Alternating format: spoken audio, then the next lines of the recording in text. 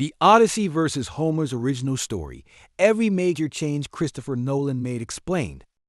Warning: this video contains major spoilers for Christopher Nolan's The Odyssey and Homer's original epic poem. Christopher Nolan's The Odyssey has already been called one of the greatest films of 2026. Audiences are praising its breathtaking visuals, incredible performances, and massive IMAX spectacle. But one question keeps appearing online after people leave the theater. How faithful is Christopher Nolan's movie to Homer's original story? The answer is both yes and no. Nolan keeps the heart of Homer's legendary poem intact, but he also makes several bold changes that completely reshape the ending, expand certain characters, and make the story feel more emotional for modern audiences. Some of these changes are subtle. Others completely rewrite the meaning of the original epic. So let's break down every major difference between Christopher Nolan's The Odyssey and Homer's original masterpiece. The biggest difference: the ending. Let's start with the change that surprised almost everyone. In Homer's Odyssey, after Odysseus defeats the suitors, he reclaims his throne, reunites with Penelope, and continues ruling Ithaca. The story ends with the goddess Athena stepping in to stop another war from breaking out between Odysseus' supporters and the families of the dead suitors. Peace is restored, and Odysseus remains king. Christopher Nolan tells a very different story. After finally reclaiming Ithaca, Odysseus realized that 20 years of war have changed him forever. Instead of sitting on the throne, he voluntarily steps aside. He entrusts the future of Ithaca to Telemachus and chooses to leave with Penelope on one final voyage.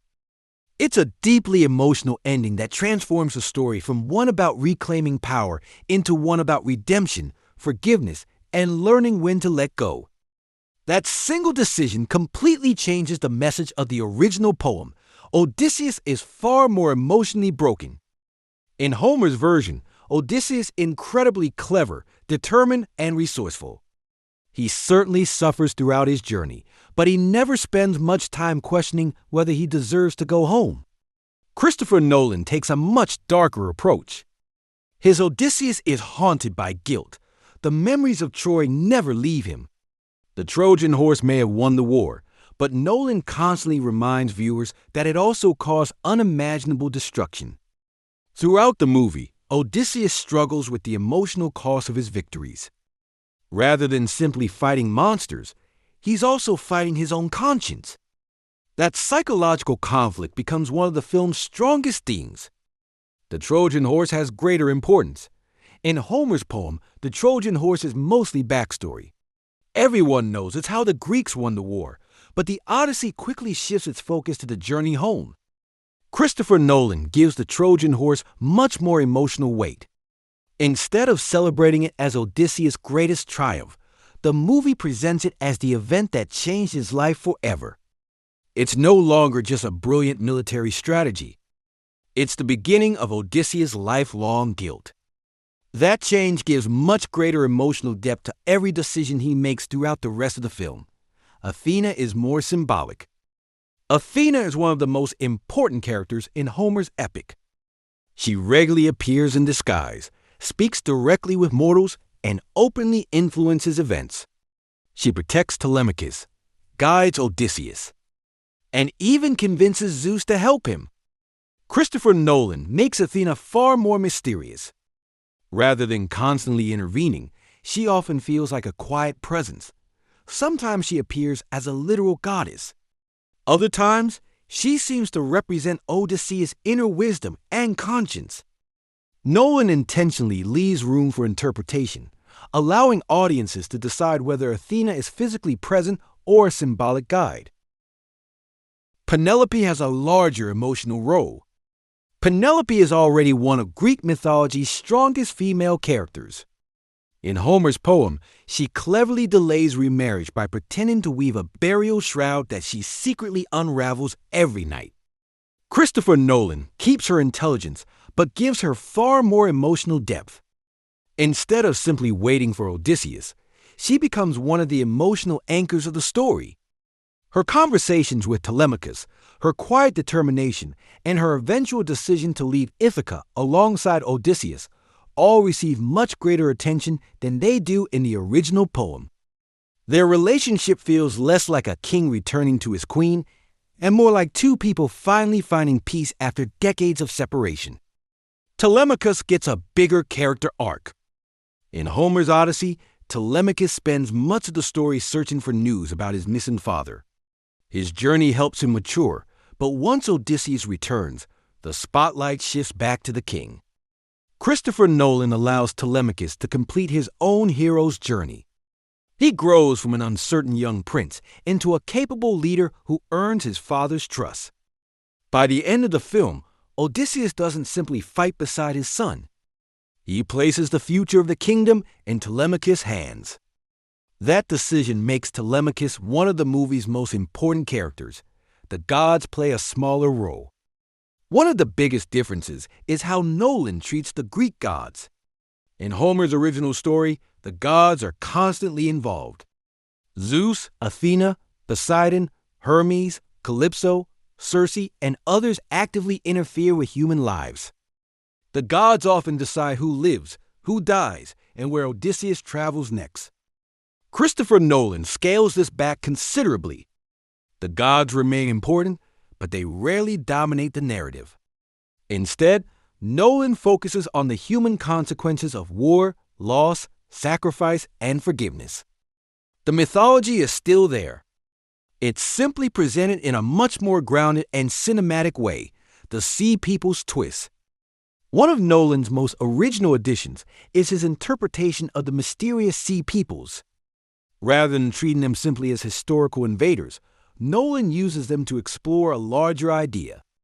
By the end of the movie, Odysseus realizes that the destruction caused by the Greeks during the Trojan War isn't very different from the destruction they feared from others. The line between hero and conqueror begins to disappear. It's a powerful anti-war message that isn't present in Homer's original poem. The story focuses more on redemption than survival. Homer's Odyssey is primarily about perseverance. No matter what challenges stand in his way, Odysseus refuses to give up on returning home. Christopher Nolan keeps that theme, but he adds another layer. For Nolan, reaching Ithaca isn't the end of the journey. Finding peace with yourself is. That's why the final act feels so different. The greatest battle isn't against Poseidon. It isn't against the suitors. It's against Odysseus' own guilt. Only after confronting his past can he finally move forward. Why Christopher Nolan changed the story? So why make all these changes? The answer probably lies in Christopher Nolan's style as a filmmaker. If you've seen Interstellar, Dunkirk, Oppenheimer, or even the Dark Knight trilogy, you'll notice that Nolan is fascinated by characters forced to live with the consequences of their choices. His heroes don't simply win, they pay a price. That's exactly what happens in The Odyssey. Instead of creating a straightforward adaptation of Homer's poem, Nolan asks a much bigger question. What happens after the hero finally gets everything he wanted? Can someone who has spent 20 years surrounded by violence ever truly return to a normal life? Or has the journey changed him forever? Those questions transform The Odyssey into much more than a mythological adventure. It becomes a deeply human story about trauma, guilt, forgiveness, family, and redemption. Final thoughts.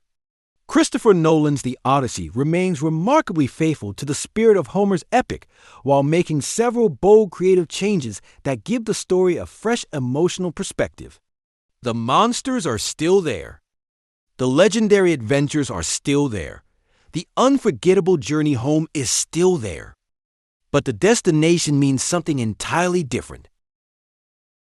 Homer tells us that the greatest reward is finally returning home. Christopher Nolan suggests that the greatest reward is becoming the kind of person who deserves to call that place home. That's why this adaptation feels both timeless and surprisingly modern. It honors one of history's greatest stories while giving audiences something new to think about long after the credits roll. So, what do you think?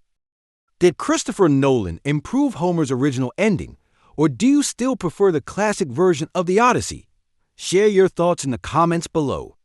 If you enjoyed this comparison, don't forget to like the video, subscribe to the channel, and turn on notifications for more The Odyssey breakdowns, hidden details, ending explained videos, and Christopher Nolan analysis.